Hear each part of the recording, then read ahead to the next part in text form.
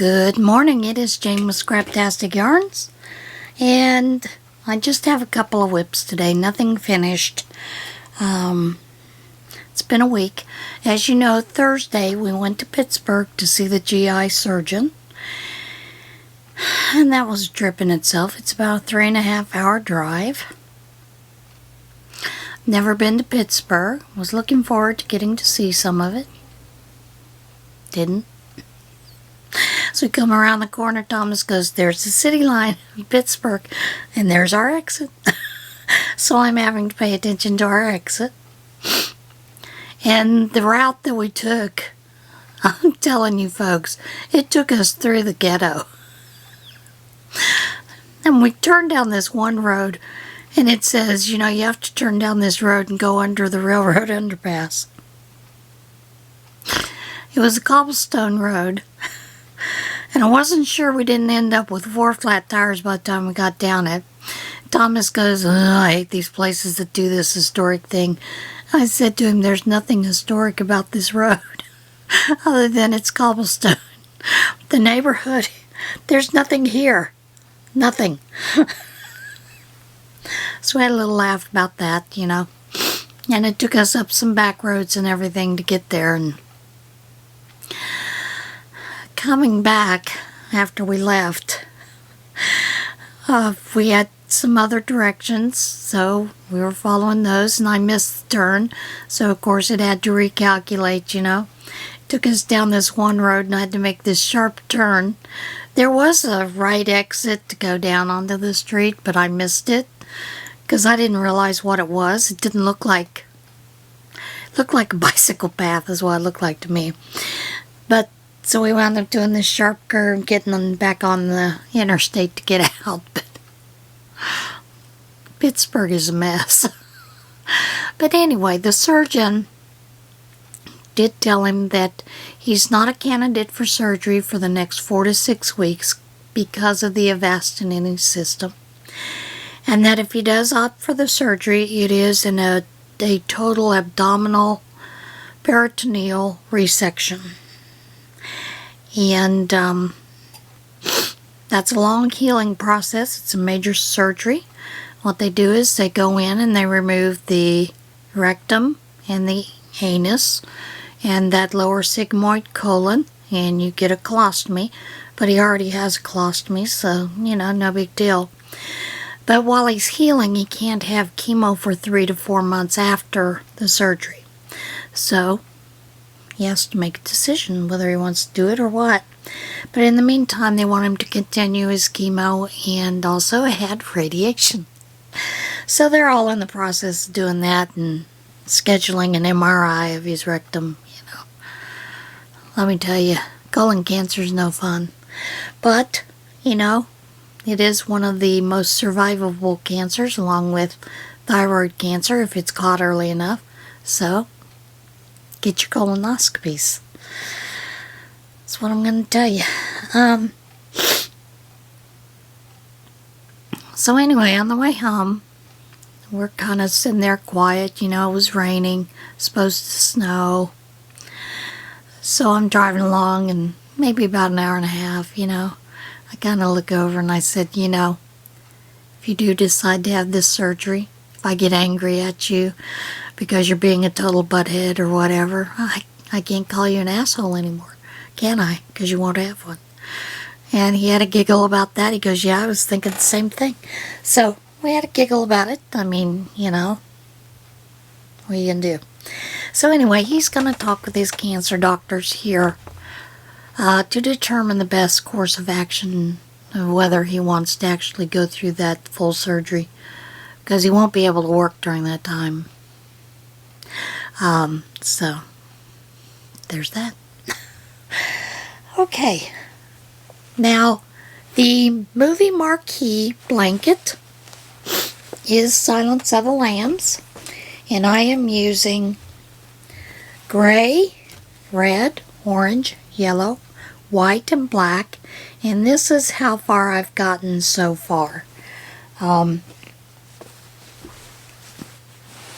It's just not getting as far as I thought I would get it, you know. But then I did a whole day of just sitting there doing nothing. And I do mean a whole day of doing nothing. Now, my top that I am making, this is where I was the last time.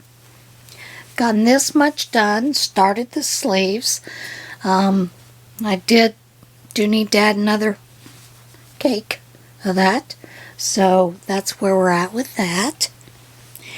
And then the Calming Comfort Afghan. I am on row 47. And let me get that up here.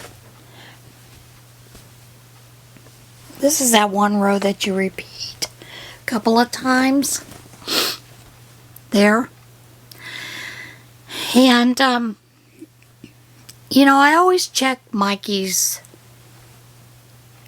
tutorials because I find sometimes Jeannie writes patterns a little differently than what I'm used to.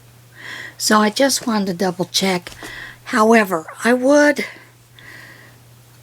am going to caution those of you that haven't started this yet.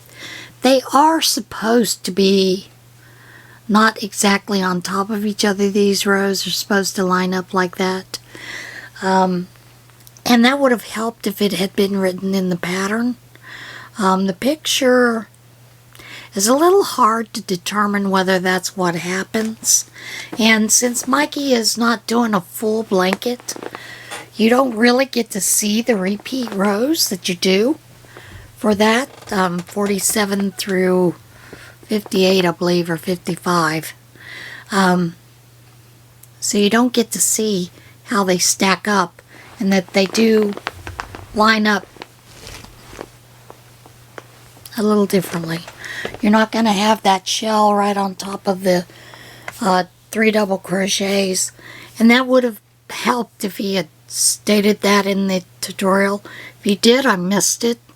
I haven't gone back to rewatch that portion yet, so I may have just missed it. But I'm really enjoying this. I think it's going to turn out beautiful. And yeah, I'm looking forward to seeing it finished. So, there you have it. It's going to be a short one today, folks. So, ready for a little what intonation? Alright, here we go. 2 men sentenced after trying to smuggle drugs in baked bean cans. 2 men who tried to smuggle cocaine into Britain in cans disguised as baked beans and condensed coconut milk have been sentenced to a total of 15 years in prison, authorities say. British nationals Daniel Kelly and Stephen Gilhooly drew the sentences Wednesday at the Snaresbrook Crown Court following trials earlier this month.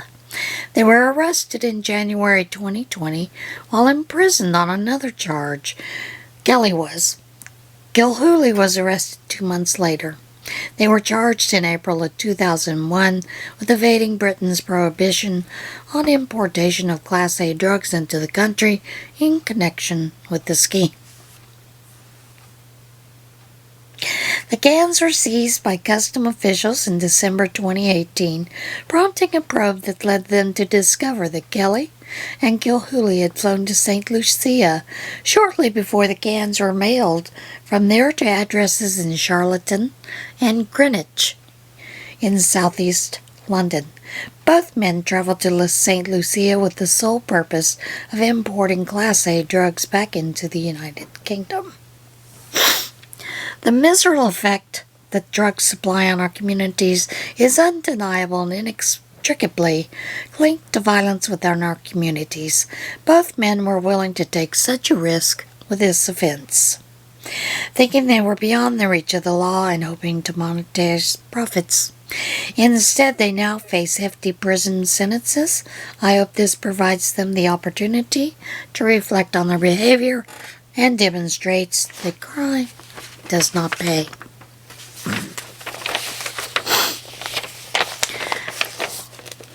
They're criminals. Criminals have a hard time rehabilitating. Some do, and do very well, but the majority do not, because a lot of people aren't willing to take chances on them once they do get out. So they may reflect, but they may just go right back to a life of crime after they get out. Who knows? World's largest cast iron skillet travels down Tennessee highway. Drivers on a Tennessee highway encountered an unusual oversized load traveling down the road. A 14,360-pound cast iron skillet said to be the world's largest. South Pittsburgh Lodge Cast Iron Store, the future home of the Lodge Cast Iron Museum, had the gargantuan skillet, which measures about 18 feet from handle to handle, created to serve as a draw for the attraction. The store shared video on Facebook showing the massive pan, which Lodge Cast Iron bills as the world's largest cast iron skillet, being hauled on Interstate 59 on the back of a flatbed truck. The Lodge Cast Iron Museum is under construction and expected to open in late summer. The museum will offer visitors from across America a destination to immerse themselves in the history and behind-the-scenes making some of the most beloved cast iron products, cast iron cooking, and the robust culture that surrounds it, the museum's website cites. I know I love cast iron.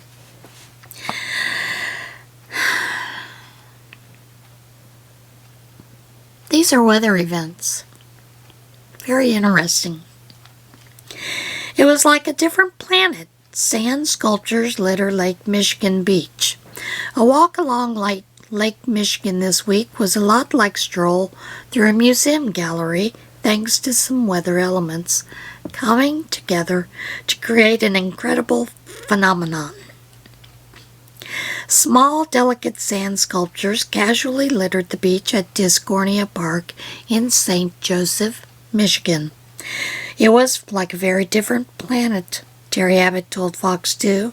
I've never seen anything like them, and I spend a lot of time there. Discornia Park is on the southeastern shore of Lake Michigan, about 190 miles west of Detroit. Photographer Joshua Nowicki has taken many incredible photos of the phenomenon and other beautiful winter scenes in the Midwest, and says the sculptures are a fleeting creation of nature, and they are. They do not last very long. The wind completely erodes them or knocks them down. The temperature goes up above freezing, they crumble, and often in the winter they soon get covered by drifting snow. Nowicki told Colossal, the sculptures this year are the biggest he's ever seen, with the largest being about 15 inches tall. The otherworldly phenomenon is caused when a combination of weather elements occurs simultaneously: wind, cold, and snow or rain. The wind erodes the frozen sand, which is slightly wet from precipitation. Then the cold air holds the delicate shapes in place. Alan Arbogast, the chair of Geography Department of Michigan State University, who also studies the state's dunes, explained to Fox 2 how the sand formations are created just like a sculptor chisels away at the stone until a form emerges. I imagine what happened is that sand is frozen. Then we had a big storm roll through a couple of weeks ago with strong winds. The wind blew against the beach and blasted out the areas that were a little less frozen, he explained. Those things aren't being built up. Everything around the features that are standing up was eroded from it. Those are the things that are left behind. Like much of the country, parts of Michigan experience cold weather and brutal winds in early January, making for perfect conditions for the phenomenon to occur. Brutally cold air from the Arctic made its way through the north-central states and into the northeast. The gusty conditions across portions of the Midwest led the outside air to feel even colder than the thermometer reading, as AccuWeather Real feel.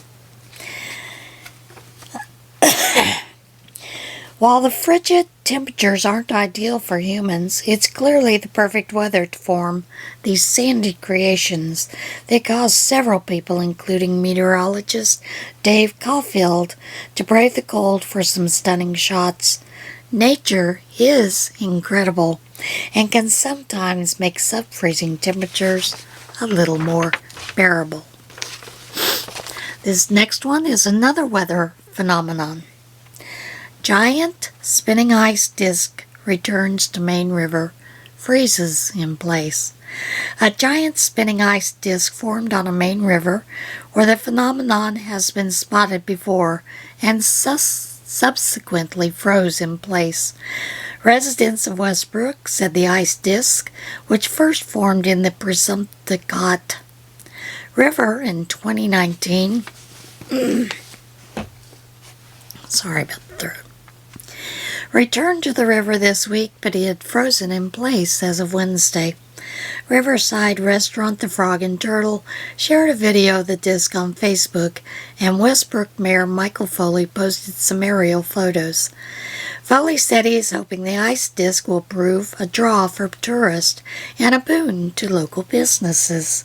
Stay in safe areas, look at it from afar, and we encourage people not to go out onto the ice in any conditions, he told NBC Boston.